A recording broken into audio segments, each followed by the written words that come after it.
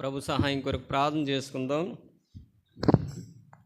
ప్రభు యొక్క శరీరంలో, ఆయన రక్తంలో పాలు పొందు నిమిత్తమే మనల్ని మనమే పరీక్షించుకుని సిద్ధపడి కృతజ్ఞతాపూర్వకంగా తీసుకునిలాగున ప్రభు తన వాక్యం ద్వారా మనతో మాట్లాడినట్టు ప్రార్థనలో ఏకీభవించండి. ప్రేమ కలిగిన తండ్రి, మంచివాడువు, మంచితనము, మంచి సృష్టి, శ్రేష్టమైన ఈవులు మంచివి ప్రభా, నీ గుప్పులు విప్పి తృప్తిపరిచిన మంచివాడువు.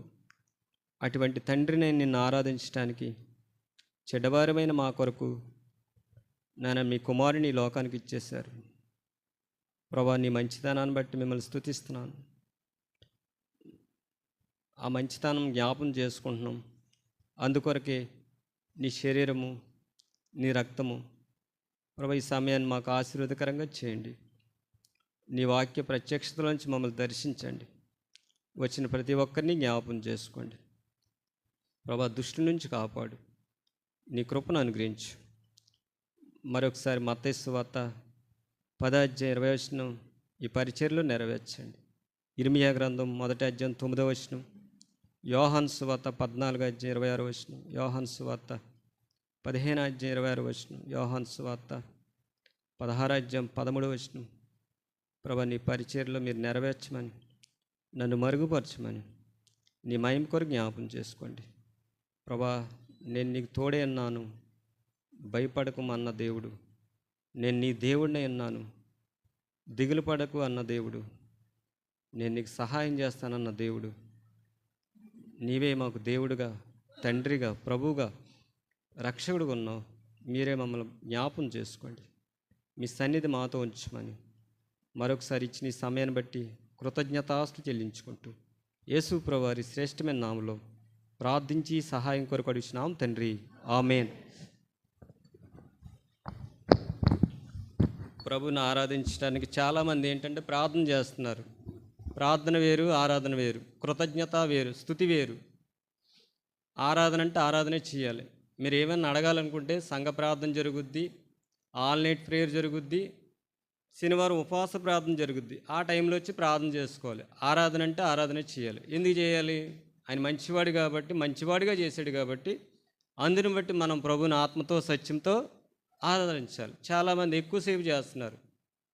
అలా అయితే సమయం ఏమైపోద్ది చెప్పండి? వెనకాల వాళ్ళకి సమయం ఉండదు, ఆలస్యం అవుతుంది. దయచేసి అది కూడా వచ్చేవారి నుంచి గుర్తించండి. ఆరాధన అంటే ఆరాధనే చేయాలి, ప్రార్థన అంటే ప్రార్థన చేయాలి. ఇది ప్రార్థనా సమయం కాదు, ఆరాధించే సమయం. చూడండి, పరిశుద్ధ గ్రంథంలోంచి కొరింథీయులకు రాసిన మొదటి పత్రిక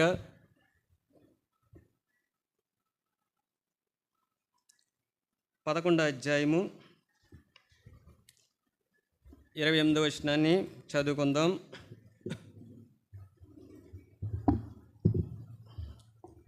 కొరింథీయులకు రాసిన మొదటి పత్రిక 11:28.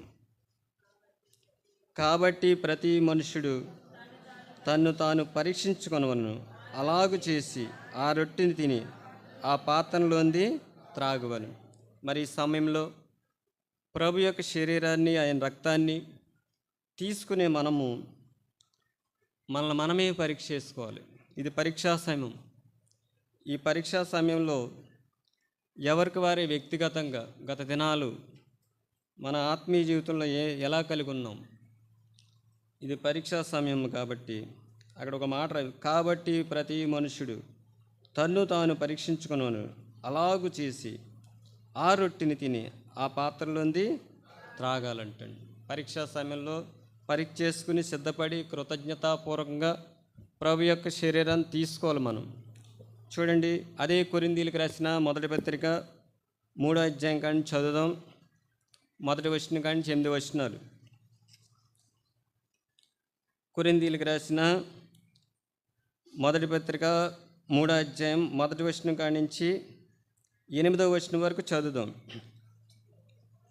సహోదరులారా, ఆత్మ సంబంధులైన మనుషులతో మాట్లాడినట్టు నేను మీతో మాట్లాడకపోతే శరీర సంబంధులైన మనుషులే అనియు, క్రీస్తునందు పసిబిడ్డలే అనియు మీతో మాట్లాడవలసి వచ్చింది. అప్పట్లో మీకు బలం చాలకపోయినందున పాలతోనే మిమ్మల్ని పెంచితి కానీ అన్నంతో మిమ్మల్ని పెంచలేదు. మీరింకనూ శరీర సంబంధులై ఉండుట వలన ఇప్పుడు మీరు బలహీనలైనారు కారా? మీలో అసూయు కలహం ఉండగా మీరు శరీర సంబంధులై మనుషుల రీతిగా నడుచుకునేవారు కారా?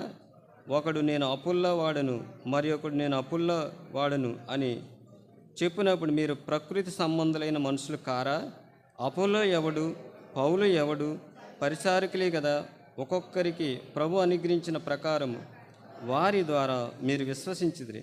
నేను నాటి తిని అపోల్లో నీళ్లు పోసెను, వృద్ధి కలిగజేయవాడు దేవుడే. కాబట్టి వృద్ధి కలిగజే దేవుళ్ళలోనే కానీ నాటి వాళ్ళనైనాను నీళ్లు పోయేవాళ్ళని ఏమీ లేదు. నాటువాడును నీళ్లు పోయేవాడును ఒక్కటే.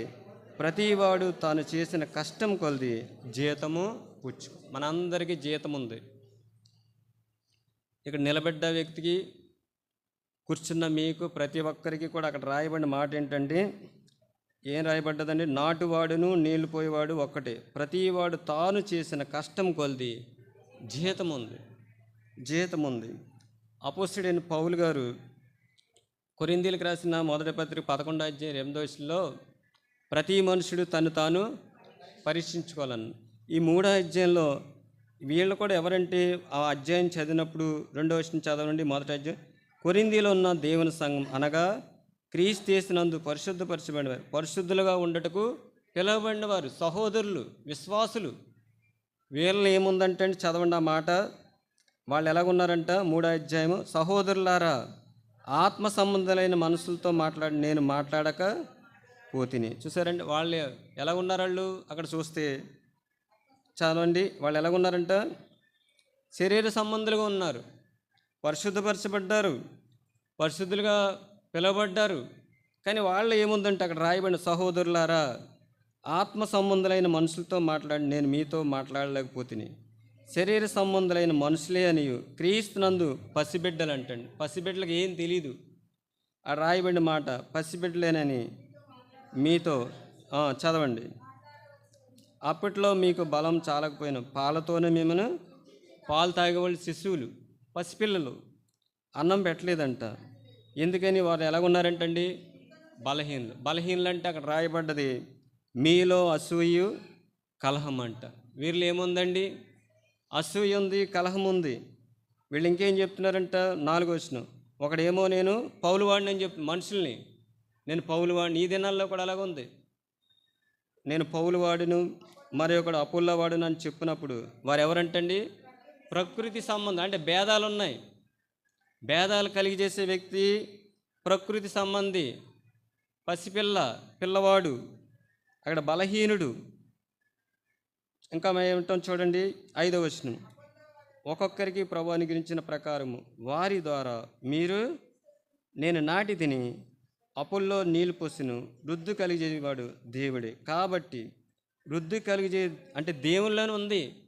వృద్ధి అన్నది ఎక్కడ కలుగుద్దండి? ప్రేమలో వృద్ధి అవ్వాలన్నా, విశ్వాసంలో వృద్ధి, ప్రార్థనలో వృద్ధి కలగాలన్నా, ఆత్మీయ జీవితంలో ఏ విషయంలో అయినా సరే వృద్ధి ఎలా కలుగుద్దండి? దేవుని బట్టి. ఈ నీళ్లు పోసినా కానీ నాటినా కానీ లేదంట. ఎవరిలో ఉందంటే ప్రభువులో ఉంది. ఎందుకంటే ఆయన మంచివాడు. ప్రభు ఎవరండి? మంచివాడు తన కుమారుడిని ఈ లోకానికి ఇచ్చేసాడు. మరి మనం పరీక్ష చేసుకోవాలి. అందుకే వాళ్ళు కూడా పరిశుద్ధులే, విశ్వాసులే, పిలువబడ్డారు. కానీ వారిలో ఏముందంటే చెప్పండి, ప్రకృతి సంబంధమైన, చూడండి ఆ మాట ఉంటుంది 4వ అధ్యాయం, ప్రకృతి సంబంధులైన మనుషులు కారా. అంటే వాళ్ళు కలహం ఉంది, అసూయ ఉంది, బలహీనలు ఉన్నారు, ఇంకా వాళ్ళు ఆత్మ సంబంధులుగా లేరని రాయబడ్డది. అందుకే మనం ఏం చేయాలంటే మనమే పరీక్ష చేసుకోవాలి. చూడండి ఈ సమయంలో కలహము ఎలా వస్తుంది, దేని కొరకు వస్తుంది, కొన్ని విషయాలు లేఖనాల ద్వారా తెలుసుకుందాం.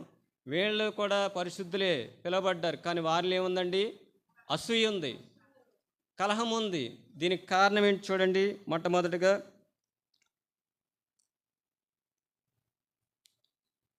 గలతీయులకు రాసిన పత్రిక 5 అధ్యాయము 19-20 వచనాలు చదవండి.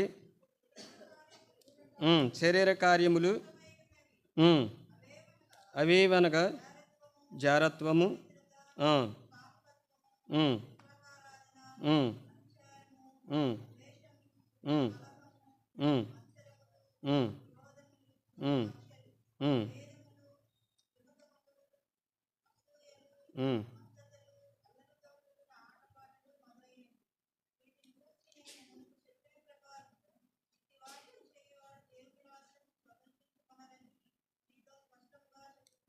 చాలండి. ఇక్కడ శరీర కార్యాల గురించి రాయబడ్డది 19 అవేవనగా జారత్వము, అపవిత్రత, కామకత్వము, విగ్రహారాధన, అభిచారము, ద్వేషములు, కలహం ఉంది. ఏముందండి అక్కడ? ఇది శరీర కార్యం అంట. ఏ కార్యం అండి ఇది? కలహం అన్నది ఏ కార్యం? ఇది శరీర కార్యం. అక్కడ రాయబడ్డది అన్నమాట. అపోస్తుడైన పౌలు గారు గలతీయులకు రాసిన పత్రికలు రాశాడు. శరీర కార్యములు స్పష్టమైన అవేవనగా జారత్వము, అపవిత్రత, కామకత్వం, విగ్రహారాధన, అభిచారము, ద్వేషము, కలహము, మాత్సరములు, క్రోధములు, కక్షలు, భేదములు, విమతములు, అసూయలు, మత్తతులు, అల్లరితో కూడిన ఆటపాటలు. ఈ కలహం ఉంది. ఈ కలహం ఉంటుంది. ఏం జరుగుద్ది? కలహం ఎలా వస్తుంది? కొన్ని విషయాలు లేఖనాల ద్వారా తెలుసుకుని మనమే పరీక్ష చేసుకుంది. ఎందుకంటే కలహం చాలా ప్రమాదం. అర్థమైందండి? అక్కడ కొరింథీయులకు రాసిన పత్రికలో అక్కడ ఏముందంటే 3 అధ్యాయంలో కలహం ఉంది, అసూయ ఉంది. పిలవబడ్డారు పరిశుద్ధులు, వేరు చేయబడ్డారు, కానీ వారిలో ఏముందంటే కలహము, అసూయ ఉంది. ఇది శరీర కార్యం. ఇది ఆత్మ సంబంధమైన కార్యం కాదు. ఇది చూడండి, తీతుకు రాసిన పత్రిక కలహానికి కారణం ఏంటి? కలహం వల్ల ఏం జరుగుద్ది? తీతుకు రాసిన పత్రికలో ఒక మాట రాయబడ్డది. 3 అధ్యాయము 13వ వచనం చదవండి. 13, 14 చదవండి. క్షమించండి, 3 అధ్యాయం కానీ చూడండి, తీయండి. తీతుకు రాసిన పత్రిక 3 అధ్యాయము 9వ వచనం కానీ చదవండి. అవివేక తర్కములను, వంశావళులను, కలహములను, ధర్మశాస్త్రం గురించిన వివాదములను, నిష్ప్రయోజనమును వ్యర్థమై ఉన్నాయి కనుక అది దేనికి దూరంగా ఉండాలి? కలహాన్ని దూరంగా ఉండాలి. పౌలు గారు చెప్తున్నారు. అక్కడేమో కలహం ఉందన్నారు, ఇక్కడ దేనికి దూరంగా ఉండాలండి? కలహానికి దూరంగా ఉండాలి. చూడండి, భార్యాభర్తల కలహం ఉందంటే కుటుంబం పాడైపోద్ది. నిజమే. ఏ చోట అయితే కలహం ఉంటుందో ఆ కలహం ఉన్న చోట, అందుకే యేసుప్రభువారు ఒక మాట అంటారు, ఏ రాజ్యం అయితే తనకు తాను వేరవుతుందో ఆ రాజ్యము నిలవదంట. అంటే కలహం. ఇక్కడ తీతుకు రాసిన పత్రికలో అపోస్తలుడైన పౌలు గారు రాసిన పత్రికలో ఏముందంటే, ఇక్కడ చదవండి ఆ మాట. అవివేక తర్కములను, వంశావళులను, కలహములను, ధర్మశాస్త్రం గురించిన వివాదములను ఏమై ఉన్నాయంటండి? నిష్ప్రయోజనం, ప్రయోజనమైనవి కావు, నిష్ప్రయోజనం, వ్యర్థమనై ఉన్నవంట. గనుక వాటికి ఎలా ఉండాలండి? దూరంగా ఉండాలి. కలహానికి దూరంగా ఉండాలి. చదవండి 10వ వచనం. మతభేదములు కలిగించు మనుషునికి 1-2 మార్లు బుద్ధి చెప్పిన తర్వాత వాడిని విసర్జించుము. అట్టివాడు మార్గం తప్పి తనకు తానే శిక్ష విధించుకున్నాడు, పాపం చేస్తున్నాడు. కలహానికి దేవుడు ఎందుకు దూరంగా ఉన్నాడంటే పాపం చేస్తున్నాడు.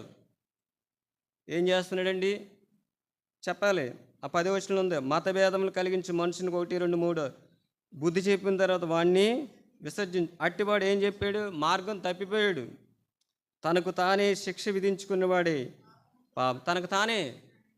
అందుకే అపోస్తలుడైన పౌలు గారు అంటున్నారు, కలహానికి దూరంగా ఉండాలి, కలహానికి దూరంగా ఉండాలి. అందుకే యేసుప్రభువారి గురించి ఒక మాట ఉంటుంది, సమాధానపరచువారు ధన్యులు, వారు దేవుని కుమారులు అనబడతారంటండి. సమాధానపరచువారు. కలహానికి దూరంగా ఉండాలి. చూడండి, కలహం ఎలా కలుగుద్ది? కొన్ని విషయాలు తెలుసుకుందాం దేవుని వాక్యం ద్వారా. చూడండి, మొట్టమొదటిగా తీతుకు రాసిన పత్రికలో దూరంగా ఉండమని అపోస్తలుడైన పౌలు గారు రాశారు. దూరంగా ఉండమోతే ఆ వ్యక్తి తప్పిపోయిన వాడని, పాపం చేసిన వాడని, శిక్షకి పాత్రుడు. అయితే మనం కలహానికి దూరంగా ఉండాలి. కలహం ఎలా వస్తుంది చూడండి. మొట్టమొదటిగా సామెతల గ్రంథం 30 అధ్యాయము చదవండి. 33వ వచనం. ఉమ్, ఉమ్. అది కోపం వల్ల ఏమొస్తుందండి చెప్పాలి. సామెతల గ్రంథం 30 అధ్యాయము చదవండి. 33వ వచనం. పాలు తరసగా వెన్న పుట్టును, ముక్కు పిండగా రక్తం వచ్చును, కోపం రేపగా కలహం వచ్చింది. కోపం వల్ల ఏం కలుగుద్దండి? కలహం వస్తుంది. కలహం వచ్చిందంటే అక్కడ ఏముంది? కోపం ఉంది. ఈ కోపం దేని బట్టి వస్తుంది చదవండి. ఎవరి వల్ల వస్తుంది చూడండి. కొన్ని మాటలు చదువుకుందాం. సామెతల గ్రంథం 16 అధ్యాయము 28వ వచనం చదవండి. మూర్ఖుడు ఏం చేస్తాడండి? మూర్ఖుడు కలహం పుట్టిస్తాడంట. చదవండి. మూర్ఖుడు ఏం పుట్టిస్తాడండి? కలహం పుట్టిస్తాడు. ఎందుకు పుట్టిస్తాడు చెప్పండి. అదే సామెతల గ్రంథం 29వ అధ్యాయం 11వ వచనం చదవండి.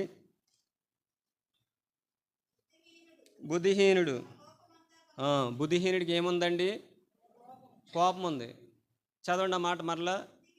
బుద్ధిహీనుడు తన కోపమంతా కనపరిచినట్టే. బుద్ధిహీనుడు ఎవరండి?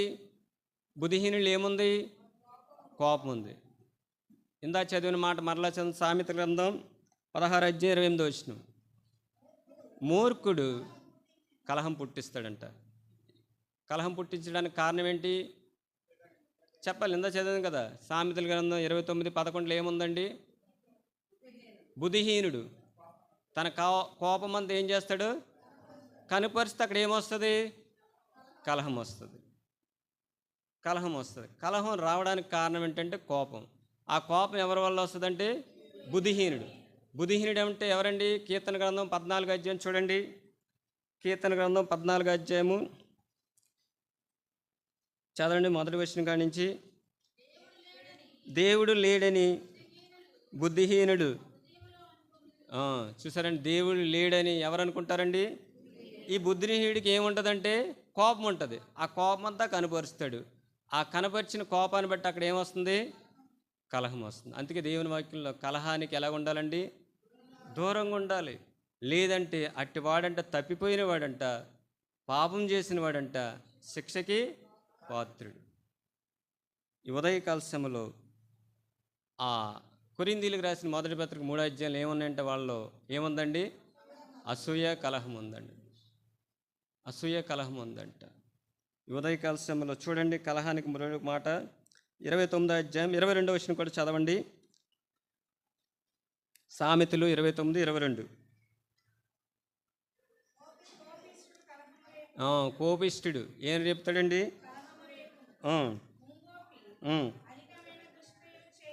చాలు. కోపిష్టి ఏం రేపుతాడండి?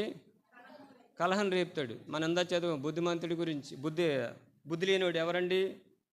బుద్ధి లేనివాడు ఎవరు చెప్పాలి. కీర్తన గ్రంథం 14వ అధ్యాయంలో రాయబడ్డది కదా, చదవండి మాట. దేవుడు లేడనుకునేవాడు బుద్ధిహీనుడు. ఆ బుద్ధిహీనుడు ఏముందంటే కోపం ఉంది. ఆ కోపం అంతా కనపరుస్తాడు. అక్కడ ఏమొస్తుంది? కలహం వస్తుంది. అందుకే యేసు ప్రభువు వారు మత్తయి సువార్తలో మాట అంటారు చూడండి. మత్తయి సువార్త 7వ అధ్యాయము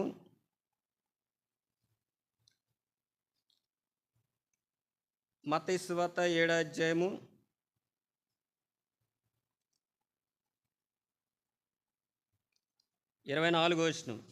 7:24. కాబట్టి ఈ నా మాటలు విని వాడి చొప్పున చేయి ప్రతివాడును వాన కురిసెను, వరదలు వచ్చెను, గాలి విసిరి ఆ ఇంటి మీద కొట్టును గాని దాని పునాది బండ మీద వేయబడిన కనుక అది పడలేదు. మరియు ఈ నా మాటలు విని వాడి చొప్పున చేయని ప్రతివాడు ఇసుక మీద తన ఇల్లు కట్టుకుని బుద్ధిహీనుని పోలి ఉన్నాడు. చూసారండి. బుద్ధిహీనుడు ఎవరంటే, బుద్ధిమంతుడు ఎవరంటే, దేవుని మాట ఎవరైతే వింటారో ఆ ప్రకారం చేసేవాళ్ళు ఎవరండి? బుద్ధిమంతుడు అంటారు. చేయనివాడు ఎవరండి? ఆ బుద్ధిహీనులు ఏముంటుంది చెప్పాలి? కోపం ఉంటుంది. దేవుడు లేడని చదవండి, కీర్తన గ్రంథం 14 అధ్యాయం మాట మరలా చదవండి. 14 అధ్యాయము. దేవుడు లేడని ఉమ్, ఉమ్, ఉమ్, చాలండి. మేలు చేయవాడు అది బుద్ధిహీనుడు. కోపమంతా రేపుతాడు, అక్కడ ఏమొస్తుందండి? కలహం వస్తుంది. అందుకే కీర్తన గ్రంథంలో ఒక మాట ఉంది చూడండి. కీర్తన గ్రంథం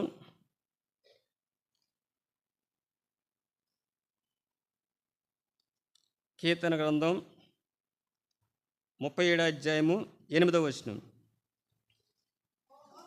కోపం మానుము. ఏం మానాలండి? కోపం మానాలి. కోపం మానేయాలి. ఒకవేళ కోపం అంటే ఏం జరుగుద్ది? చదవండి ఆ మాట, అదే మాట. కోపం మానము, ఆగ్రహం విడిచిపెట్టుము, వ్యసన పడకము, అది కీడికే కాదు. కీడు, కోపం వల్ల కీడు వచ్చేస్తుంది. కీడికి కారణం ఏంటంటే కోపం. ఆ కోపం వల్ల కలహము, దానికి కారణం ఏంటంటే కోపం. ఈ ఉదయకాల సమయంలో ఈ కోపం గురించి ఇంకో మాట ఉంటుంది చూడండి. ఎఫెసీయులకు రాసిన పత్రిక 4వ అధ్యాయము. ఎఫెసీయులకు రాసిన పత్రిక 4వ అధ్యాయం 26వ వచనం చదవండి. కోపపడుడు కానీ పాపము, చూశాను, కోపపడుడు కానీ పాపం చేయకుడి. సరే, ఇక్కడ ఏముందంటే కోపపడుడి కానీ పాపం చేయి. చదవమ్మా, అది కంటిన్యూ చేయి. సూర్యుడు అస్తమించే వరకు కోపం ఏమవ్వాలండి? నిలిచి ఉండకూడదు. ఒకవేళ నిలిచి ఉండంటే దానికి కారణం ఏంటి? కలహము. రెండవదిగా కీడు. ఆ మాట చదవం కదా కీర్తన గ్రంథం. కోపం మానుము, ఆగ్రహం విడిచిపెట్టుము, వ్యసన పడకము, అది కీడికే కాను. కీడు చేయవారు నిర్మూలం అవుతారంట. అందుకే కలహానికి దూరంగా ఉండమని దేవుని వాక్యంలో రాయబడ్డా. ఆ కలహం రావడానికి కారణం ఏంటంటే కోపం. అందుకే ప్రభు చెప్తున్నారు, కోపము మానుము. ఎప్పుడు మానాలండి? నన్ను ఎవరన్నా తిడతారు, నన్ను అన్నారు దూషిస్తారు, అప్పుడు మనకేమొస్తుంది? కోపం వచ్చేస్తుంది. మెచ్చుకుంటారు, పలానా సేవకుడు అలాగా లేవలేదు, పలానా విశ్వాసం ఎలాగా, అప్పుడు రాదు, మన గురించి వ్యతిరేకంగా. అందుకే యేసుప్రభువారు అన్నారు చూడండి, మత్తయి సువార్త 5వ అధ్యాయము 11వ వచనం. నా నిమిత్తము జనులు మిమ్మల్ని నిందించి హింసించి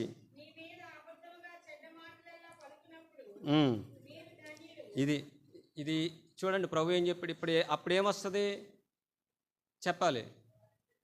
కోపం వస్తుంది. కోపం వల్ల ఏమొస్తుంది చెప్పరండి? కలహం వస్తుంది.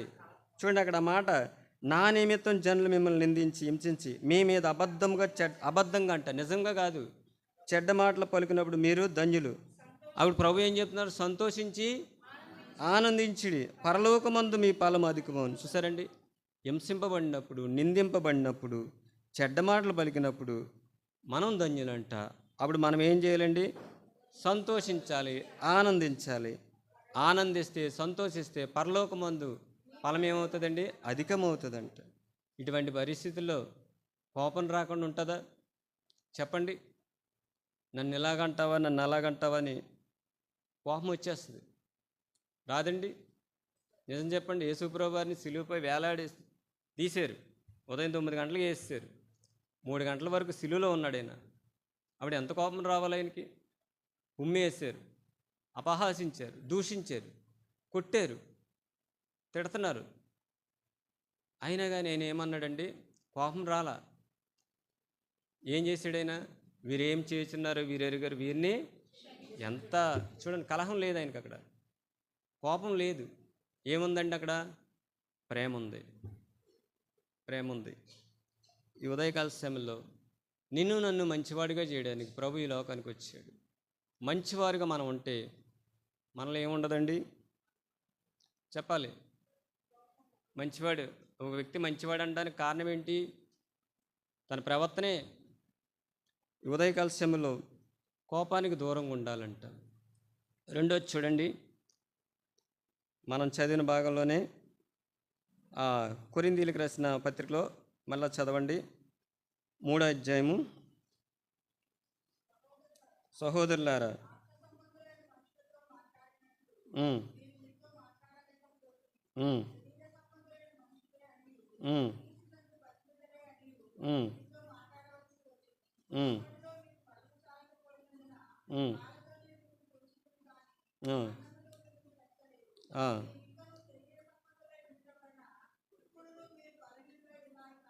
ఉమ్. చాలండి. శరీర సంబంధంలో ఏముంటుందండి? అసూయ కలహం ఉంటుంది. అసూయ కలహం. ఇంకో మాట ఉంటుంది చూడండి, కీర్తన గ్రంథం మనం చదివింది కాబట్టి 37:8 ఏముంది? కోపము మానుము, కోపం మానుము. ఈ ఉదయకాల సమయంలో మనం కోపం మానుకోవాలంటే మనం ఏం చేయాలండి చెప్పండి? బుద్ధిహీనులు ఏముంది? కోపం ఉంటుంది. దేవుని మాట వింటే చెప్పాలి, దేవుని మాట వింటే కోపం ఉండదు. కోపం ఉండదు. చూడండి, ఇంకో మాట ఉంటుంది మనం చదివిన ఇందా భాగంలోనే, కొలస్సీలకు రాసిన పత్రికలో కూడా ఒక మాట ఉంటుంది చూడండి.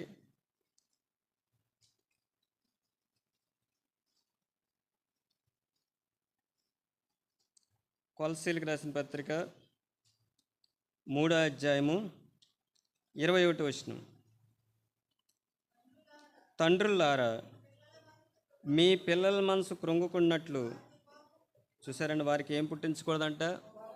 కోపం వల్ల మనసు కృంగిపోద్ది.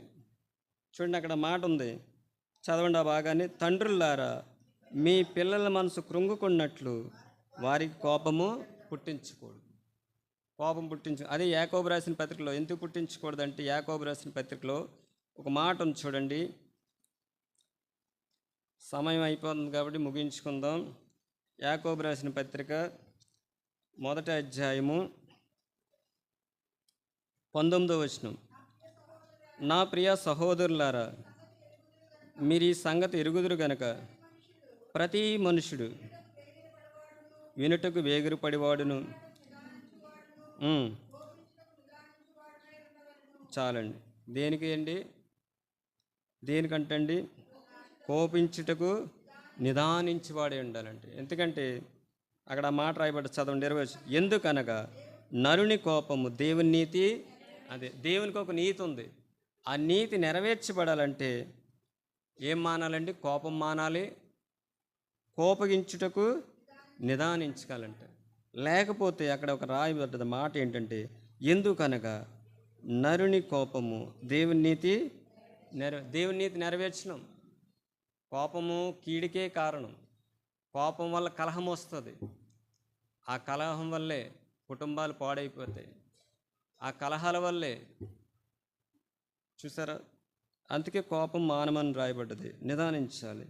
ఈ ఉదయకాల సమయంలో అపోస్తలుడైన పౌలు గారు చెప్తున్నారు, దేనికి దూరంగా ఉండాలండి? కలహానికి దూరంగా ఉండాలంటే మనలో ఏముండకూడదు? కోపం ఉండకూడదు. ఒక భాగాన్ని చదువుకుని ముగించుకుందాం చూడండి. ఆదికాండము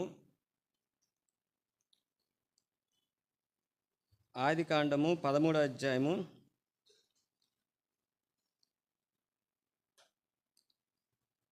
13వ అధ్యాయము 6వ వచనం కానీ చదవండి. 13:6 చదవండి. వారి కలిసి నివసించుటకు ఆ ప్రదేశం సాలకపోయిను. ఎందుకనగా వారి ఆస్తి వారు కలిసి నివసించలేనంత విస్తారంగా ఉండెను. అప్పుడు అబ్రహాము పశువుల కాపరులకు లోతు పశువుల కాపరు కలహం పుట్టెను. ఆ కలహమందు కనానీయులు, పెర్జీలు ఆ దేశంలో కాపురముండిరి. కాబట్టి అబ్రహాము, మనము బంధువులు గనక నాకును నీకును, నా పశువుల కాపురు నీ పశువుల కాపురకు కలహము ఉండకూడదండి. చూసారండి, అబ్రహాము మంచి నిర్ణయం. దేవుడు అబ్రహామునే పిలిచాడు, కానీ లోతు కూడా వచ్చాడు. ఆ లోతు రావడం వల్ల అక్కడ ఏమొచ్చిందండి? కలహం వచ్చింది. ఈ దినాల్లో చూడండి, ఎక్కడన్నా కుటుంబాల్లో కానీ సంఘాల్లో కానీ బయట కానీ ఎక్కడన్నా కలహం వస్తున్నప్పుడు అబ్రహాం మనసుతోటి ఏం చేయాలంటే, ఆయన అన్నాడు ఒక మాట. ఏమన్నాడంటే, మనము బంధువులు గనక నాకును నీకును, నా పశువులు కాపరు నీ పశువులు కాదు, ఏముండకూడదండి? కలహం ఉండకూడదు. కలహం ఉండకూడదని చెప్పాడు. అని చెప్పి ఏం చేశాడు ఆయన? 11వ వచనం.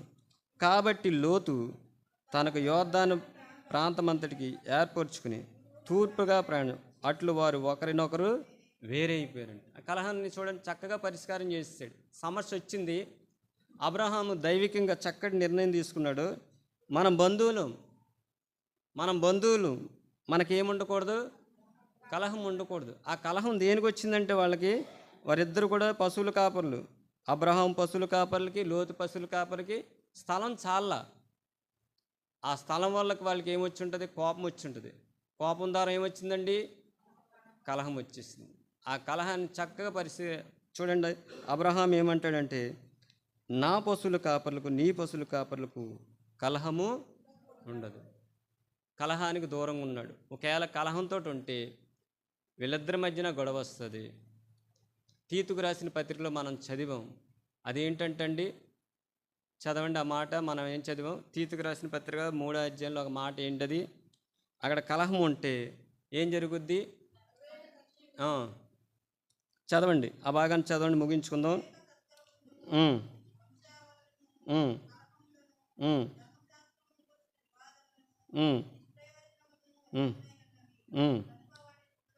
అది వాటికి ఎలా ఉండాలండి? దూరంగా ఉండాలి, కలహానికి దూరంగా ఉండాలి. అబ్రహాం దూరంగా ఉన్నాడు, చక్కగా సమస్యకు పరిష్కారం చేసాడు. అక్కడ స్థలం జారలేదు వాళ్ళకి, దానికే కలహం వచ్చింది. అంతే, వేరైపోయారు ఇద్దరు. మనం కూడా కలహానికి వేరైపోవాలి, ప్రభువుకు దగ్గర అవ్వాలి. కలహం ఎక్కడైతే ఉంటుందో అక్కడ ఏం జరుగుద్దండి చెప్పండి? పాపం చేసిన వాడంట తన శిక్షకు తానే కారకుడు. మరి మనం పరీక్షించుకుందాం.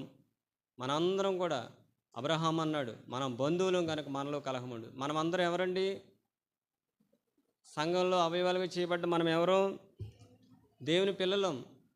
మనలో కలహం ఉండకూడదు, భేదాలు ఉండకూడదు, విమర్శలు ఉండకూడదు, అసూయ ఉండకూడదు, ప్రకృతి సంబంధాలు లోక సంబంధాలుగా జీవించకూడదు, ఆత్మ సంబంధాలుగా జీవించుకోవాలి.